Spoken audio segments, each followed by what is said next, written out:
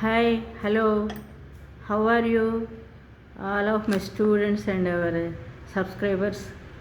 మీ అందరితో ఇలా మాట్లాడే అభిప్రాయం షేర్ చేసుకునే అవకాశం కలుగుతుందని నేను అనుకోలే. చాలా సంతోషంగా ఉంది.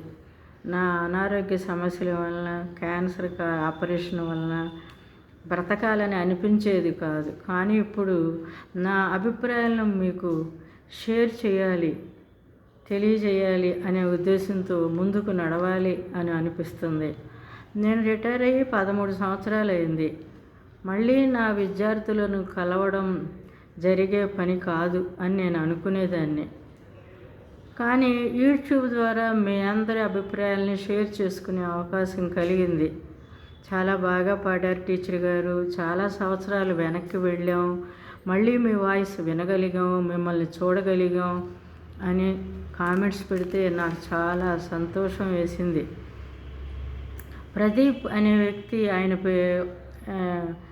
కోటి నమస్కారాలు అని ప్రతిసారి ప్రతి వీడియో ఆయన చూస్తారు, కోటి నమస్కారాలు అని సంబోధిస్తారు. చాలా సంతోషం వేసింది. అజిత ముప్పిడి సూపర్ అమ్మ అని పెట్టారు. అమ్మ అనే పదం చాలా అద్భుతమైంది కదా.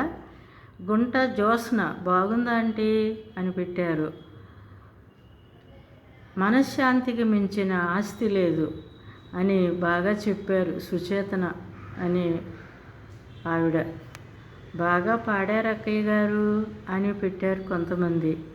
సహస్ర అనే ఆవిడ సూపర్ మేడం అని పెట్టారు. కాబట్టి ఈ రకంగా ఒక్కొక్కళ్ళు ఒక్కొక్క రకంగా స్పందించారు. మన స్కూల్ టీచర్స్ని గురించి నేను వివరించా. ఆ పాటకి మన స్టూడెంట్స్ చాలామంది స్పందించారు. రాజేష్, సాయిబాబు, మండలి, మంజుల, వీళ్ళందరూ కూడా. మంజుల ఎప్పుడు ఫోన్లో టచ్లో ఉంటుంది, మాట్లాడుతూనే ఉంటుంది. అట్లాగే సరస్వతీదేవి మీద పాట పాడా. మన స్కూల్లో ఎప్పుడు ఏ ఫంక్షన్ జరిగినా ముందు సరస్వతీదేవి పాటతో ప్రారంభిస్తాం కదా, ఆ పాటకు కూడా ఎక్కువ మంది స్పందించారు. ఏరువ సునీల్ రెడ్డి, గణేష్ కుమార్, జొన్నకుటి రాజేష్, సరస్వతి, సత్య పద్మజ అంగలూరి, పద్మజ, ప్రసన్న కుమారి, శశి, వీళ్ళందరూ కూడా చాలా మంచి కామెంట్స్ పెట్టారు.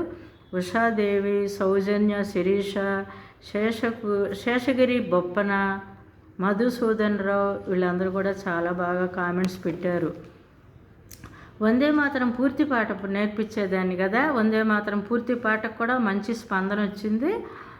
మంజుల, లక్ష్మీ కళ్యాణి, శశి, లక్ష్మీ చింతలపూడి, దేశు నాగ సత్యశ్రీ, రాజేష్, ధనలక్ష్మి, ఎలవర్తి వీరకుమారి, ఉషాదేవి, బాలకోటేశ్వరరావు వేములపల్లి, సారిక వడ్లమూడి, వీళ్ళందరూ కూడా బాగా స్పందించారు.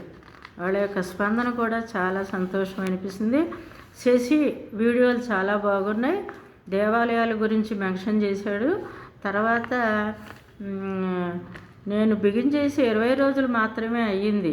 అందరూ చూసి వాళ్ళ అభిప్రాయాలను తెలియజేస్తూ ఉంటే ఒక ఆనందంగా అనిపించి ఇంకా ముందుకు సాగాలి, ఏదో తెలియజేయాలి, చెప్పాలి. ఈ మధ్య భగవద్గీత శ్లోకాలు కూడా నేను ఎక్కువగా మెన్షన్ చేస్తున్నాను. కాకపోతే ఈ ప్రయాణం అనేది ఒక ఆనందంగా అనిపించింది. చాలామంది భగవద్గీత శ్లోకాలని లైక్ చేస్తున్నారు. నిజమే, మరి గీత జీవితానికి ఒక దారి కదా. కురుక్షేత్రంలో అర్జునుడు సందేహంలో, అయోమయంలో నిలిచిపోయాడు. ఆయనను పైకి లేపిన గ్రంథమే భగవద్గీత. కోపం మనసులో కాదు, మాటలో మాత్రమే ఉండాలి. ప్రేమ మాటలో మాత్రమే కాదు, మనసులో కూడా ఉండాలి. కోపం వచ్చిన మనిషి తనను తాను మర్చిపోయి ఆలోచనలు కోల్పోతాడు, బుద్ధి నశిస్తుంది, చివరకు నాశనం అవుతాడు. మన దగ్గర చదివిన పిల్లలు ప్యూర్ అండ్ పర్ఫెక్ట్, కానీ ఇప్పటి జనరేషన్ వేరుగా ఉన్నారు.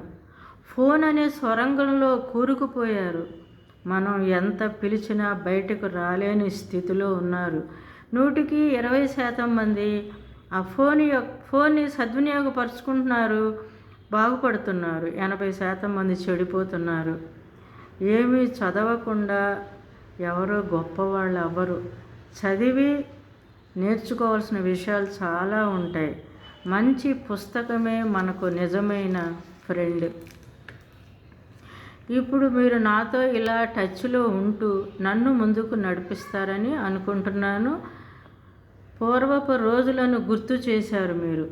అది చాలా మెనీ థ్యాంక్స్. మరి నా స్టూడెంట్స్కి అయితే నా గురించి తెలుసు. మరి నా స్టూడెంట్స్ కాని వాళ్ళకి కూడా వెబ్సైట్ చేస్తున్నారు. వాళ్ళకి శతకోటి వందనాలు. మరి నాకు దేవుడిచ్చిన నిజమైన ఆస్తి నా స్టూడెంట్స్. ఆ స్టూడెంట్స్ని మాత్రం ఎప్పుడూ మర్చిపోలేను.